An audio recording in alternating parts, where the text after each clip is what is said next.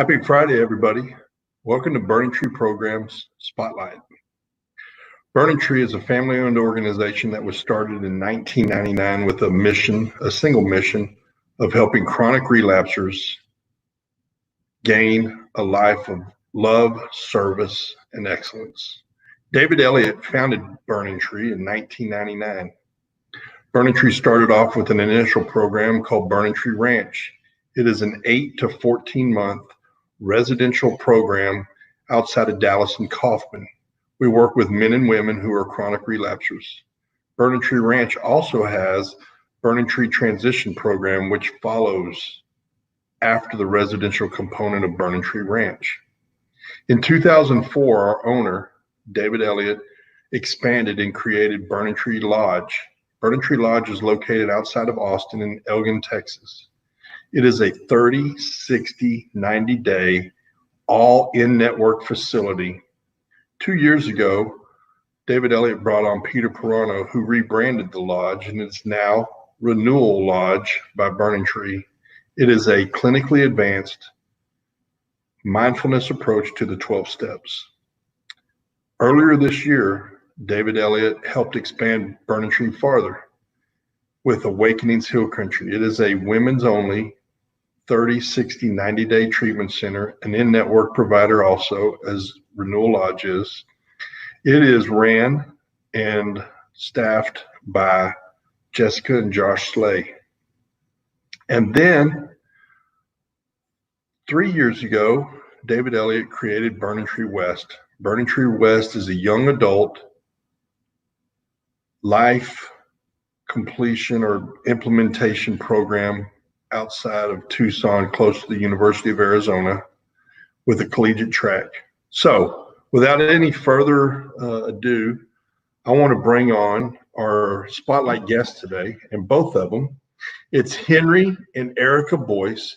Henri and Erica Boyce have a program called Boyce Family Services, and I met Henri sometime back, along with his wife, and quickly knew that these two dynamic husband and wife team have what it takes to help families navigate the troubled waters of addiction, alcoholism, and help them on a path of freedom. So welcome, Henri and Erica. How are you?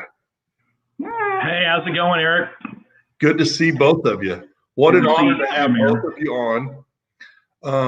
Henri, I know both of you facilitate interventions, and I'd like to hear a little from both of you what the intervention process looks like. So usually when we get on the phone with the family, we first ask the family what they're willing to do, because we want to know the level of willingness of where the families are at, how much they've walked through with their loved one. And so we try to figure out what that looks like first to determine, are they ready for an intervention? Because of interventions, you have to be kind of willing to draw some hard lines, right? And we got to make sure the family's all on the same page. And so once we get past that stage and we go into the intervention phase, we let the families know up front that we are going to be working with them after the intervention over the course of the next 30 days on some family case management. So we tie in family case management with these families. And we let the family know up front, like, we're not here to intervene on the drug addict or the alcoholic. We're here to intervene on the family, because this is a family illness. And so, yeah. How does having an intervention help in the process of treating their loved one? Well, usually, so it's kind of a loaded question. Well, there's a lot to it, right? So there's first and foremost, it helps the family get off the roller coaster of addiction, because addiction assigns these families roles that they're not assigned to play, right? So whether their loved one is 20 years old or 40 years old, they have been placed in a role that they've been playing in their loved one's life for a long time, usually up to the point that they're reaching out for an intervention. And so it helps drastically, because whether the loved one goes to treatment or not, the family dynamic begins to change.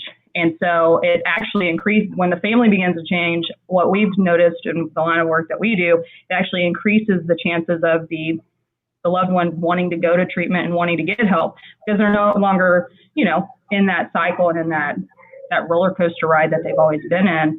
And it looks different. So Henry, how did you and Erica come to realize that you guys wanted to work with families? To keep the story kind of short, I mean, we kind of felt when we moved back to Dallas, I mean, we felt like God had something different for us. Like there was another path. I mean, I've worked in another industry since I was about 17, 18 years old, and she's kind of worked in another industry since she was about 18, 19 years old. And we both just kind of felt like God was pulling us somewhere. And once we kind of got acclimated, I mean, we were already acclimated with the recovery and, with the meetings and stuff here. But once we kind of generally got acclimated, somebody approached me at my other job and was like, hey, I have a, long story short, my mother-in-law, she struggles with addiction. Is there any way you guys can help us? And weeks before that, I was telling Erica, I was like, what do you think if we start working with families? What if you think we start doing something? In the rooms of Alcoholics Anonymous, we see the same thing. I mean, I can't tell you how many newcomers, what we hear is like they're getting well and they're doing this, but their mom's still giving them a car and their mom's still paying for their apartment. Like that's why we're big supporters of certain sober livings and certain programs out there that are all about that high accountability and not just letting people do whatever they want. Like they need to pay their own rent, they need to do their own thing, because at the end of the day, as a man or a woman in recovery, like the things that I need to do that's going to give me, allow me to be a man of integrity and character, or a woman of integrity and character, is to be able to do these things that give me self-esteem. And that's like show up, right? Get up, make my bed, the small stuff, put my dishes away, but also get a job, take my own way, do that stuff, right? And anyway, kind of going back is like we felt the need, we saw the need already for families to get more involved in this stuff, and intervention was kind of that path. And within weeks, when we started praying about this, an intervention, of course, we didn't have any experience. We knew what we knew. We reached out to a bunch of people. We didn't charge anything to try to do that. We just would say, hey, like, we would just want to help. And it was insane intervention. Like we had like 9 families from the ages of like 10 all the way up to the late 20s. And it took us 5 hours, and this woman got the treatment, and we just fell in love with it. We fell in love with the opportunity to help a family. And in the midst of that, we saw the opportunity of, there is a real need. So we're having a little difficulty buffering. There you are. You're back. Did you hear everything? I got well, we're good. So, yeah. Sorry for the technical difficulty. It's okay. What I want to know is, so you guys are a full service organization, right? You do interventions, you do sober companion work, you do sober transport, and you guys also coach clients, and you also monitor them. Is that right? Yeah. When you were talking about sober living homes, and you're empowering the family to do some things different. So tell us, what is the advantage of having tell us about sober companion and what's the difference between that and sober transport?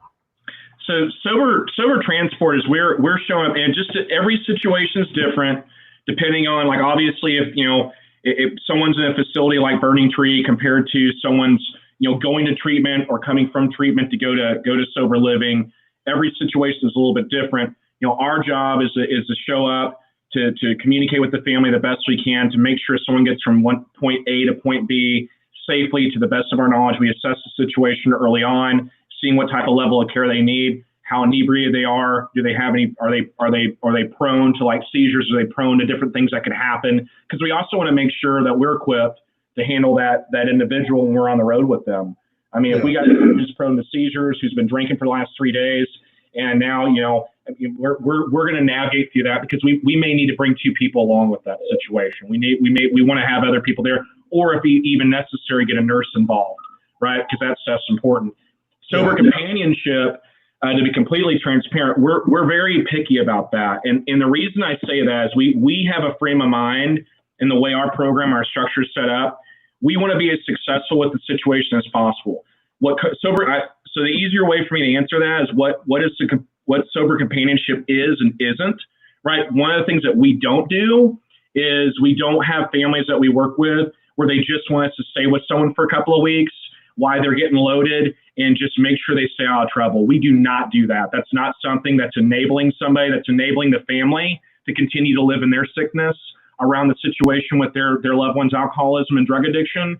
And that's enabling the alcoholic and the drug addict, right? I mean, that's just the reality of it. What we do is especially through the quarantine, like this happened a lot, where you have a 7-day or a 14-day wait period where someone has to get somewhere and we need to stay with them to help them. That's where we come in. Or if someone is they're getting acclimated, they've left treatment, now they're going to sober living, they're kind of getting to this place where they're starting to get on their own and they need someone to kind of live in with them to be able to kind of help navigate through being on their own feet, but they still feel a little uncomfortable with the mindset of being on their own. Like that is a good place for us to come in. But our job when we do coaching and companionship is to not have to be there. Like our job is not to have a job, right? Our job is to allow that person, that family to be as successful as they possibly can. Right. So I know, Erica, you're currently working with a family that we get to help on this process of freedom, which I love that shirt, Henri. It says freedom on it. What's the process, Erica, on coaching and helping the families navigate this process? So not just with this family, but with a lot of families, we end up, the first thing we do is we obviously assess the situation. This family I've been in contact with for a little bit in particular, but the main thing is trying to figure out where they're at and what they're willing to do. And the big thing that we tell families is the moment that you jump on board and you start getting help, it's actually, especially parents, it's going to motivate your child to do the same thing. Because if a facility can tell, their patient or their client, whatever language you'd like to use, if they can tell them, hey, your mom and dad are going to Al-Anon, your mom and dad are both in therapy, your mom and dad are doing family coaching and case management, it actually motivates and what we've seen, it motivates them to continue to do the work. Not only that, it helps the family later on down the road, especially whenever, like in this instance, a client's going to the long-term program at Burning Tree. It actually helps the family be able to draw and hold their boundaries that they've set with the client during crisis mode, right? Like when they're trying to get them somewhere and they have they're done, but then 3 months in, they're like, oh, you know what, things are looking a little better. This helps them through this process. And so part of what we do as case managers with the family is we remind the family consistently of what it was like the day they went into treatment. Do not forget that feeling. Do not forget the feeling of panic. Is my child alive? Is my spouse alive? Constantly reminding them of that, because no differently than the alcoholic forgets how bad it was whenever they were out there. Families work the same way. They forget how bad it was whenever they first came into treatment. So real quick, I'm going to add on to that the biggest part with the family, the intervention, I can tell you every once in a while we will have a family that's tough, and you always have that one, the key enabler that sometimes they don't get on his board as much as everybody else does, and it's everybody's willing to do whatever they got to do for the intervention, right? Like everybody's for the most part is willing. It's the after. It's when they go to treatment. It's the work that they put in. It's the work that they put in after they're getting out of treatment. That is where that delusion comes back in of, hey, he just spent 90 days in treatment. You know what? Why can't we give him his car back? Why can't we give him his, those type of things and those type of decisions are where case management really comes in, because the family they don't see that how they've shown up in any way is what the problem is, because alcoholism and drug addiction is so big in bold letters, they don't see that. And that's where case management really comes in. And if we can get that before they're going into treatment, while they're in treatment, then that's where the family is going to be more successful in the long run with their loved one. Can you give me an example of what boundaries are? Go ahead. So we just had this happen. We just did an intervention a couple weeks ago, and those boundaries be this extreme. But like with this, it was, if you don't go to treatment and complete the program, we're real big about completing the program, right? Like, and whatever the clinical team decides how long that program needs to be, we support. The longer the better is what we like, especially if you're calling for intervention and family case management, because at this point you've been through the ringer quite a bit. But in this instance, it was if she didn't go to treatment and complete the program, CPS was going to be called because she had a daughter. If there's another example where we had one that if they didn't go, if they didn't follow through with the program and do what the clinical team was telling them to do, then they weren't going to be getting a car. There was going to be no financial support. And that was including like cell phone, draining the bank account, all of it. And so those are just some of the small boundaries, or I guess bigger boundaries in that instance. But there are also emotional boundaries that families have to draw for themselves to stay healthy. And the big one that I like to pull is like, you know what, you're no longer going to steal my time. Like I'm not going to allow you to steal my time for me anymore. If you don't do the things that you need to do, I'm going to go get help. I'm going to get well, which is why we line the families out. If they're signing on to do intervention with us, we let them know it's not about them changing. This has nothing to do with them. Y'all are calling us because y'all need help, not them. They're not the ones calling us. Y'all are the ones that need the help. So. Yeah. I mean, they obviously need the help because we're sending them somewhere. Right. You know what I mean? But like the family is like, you know, the willingness. Who's really willing? So you get shoulder to shoulder with them. You create a relationship with them. Absolutely. And then you expand on that relationship through honesty and through telling them the truth of the hard things that they don't want to see. Yep. Yeah. We've actually had moments where we've turned away cases, and it wasn't anything. It was, hey, you know, there's no doubt that this is what needs to happen, but you guys aren't there yet, and we want to help you, but until you guys are at a place to do something different, like we can't help you. And we give them resources, but I like hearing that, because what you said earlier, Henry, was you guys, you're about having success. Absolutely. So by putting yourselves in situations that aren't there, where you don't have equal supporting partners, it's not going to allow you to have success. So I really like hearing that. Yeah. Henry and Erica, that's I know Burning Tree as an organization has always been very appreciative and very thankful for the work that you guys do. We're very honored to work with you and to have the families that we have the honor of working with entrusted to work with you guys. So I can't thank you both enough for taking the time. Yeah. To come on Burning Tree Program Spotlight. And so what's your website? It's www.boycefamilyrecovery.com. And I want to personally say thank you, Erica, and thank you, Henry, for everything y'all do. And have a wonderful weekend. And Erica, happy Mother's Day. Oh, thank you. Thank you so much. Eric, we want to say thank you. You have been a big part in where our company is today, and you've helped us a lot, and we're very appreciative of you. Well, we're thankful. Y'all have a great weekend. So, Boyce Family Recovery Services. We're very grateful for them. Burning Tree Programs started in 1999, family owned, created by David Elliott and his vision of helping chronic relapsers find freedom. Burning Tree Ranch was started in 1999 outside of Dallas and Kaufman, Texas. We work with men and women in residential treatment. 8 to 14 months is the average length of stay, with a year of what we call transitions. Then in 2004, David Elliott created Burning Tree Lodge outside of Austin in Elgin, Texas.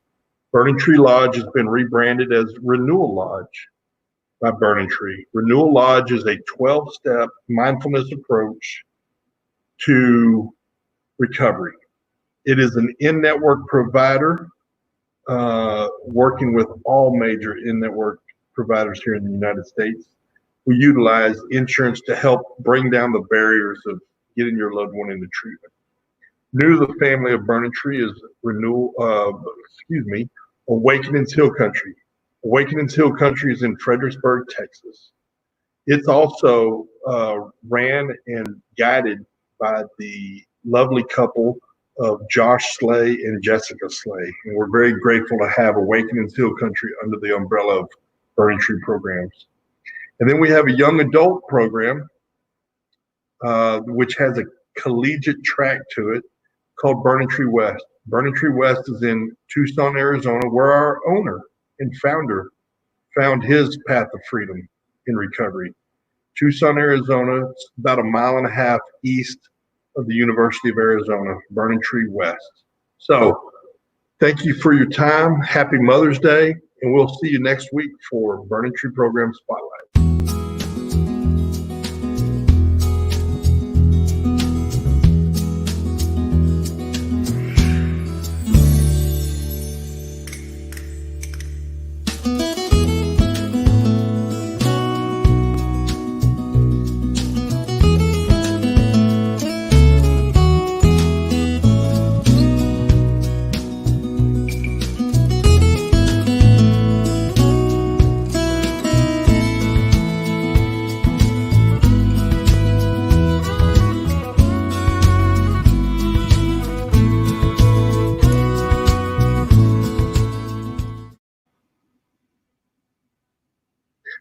Have a blessed weekend.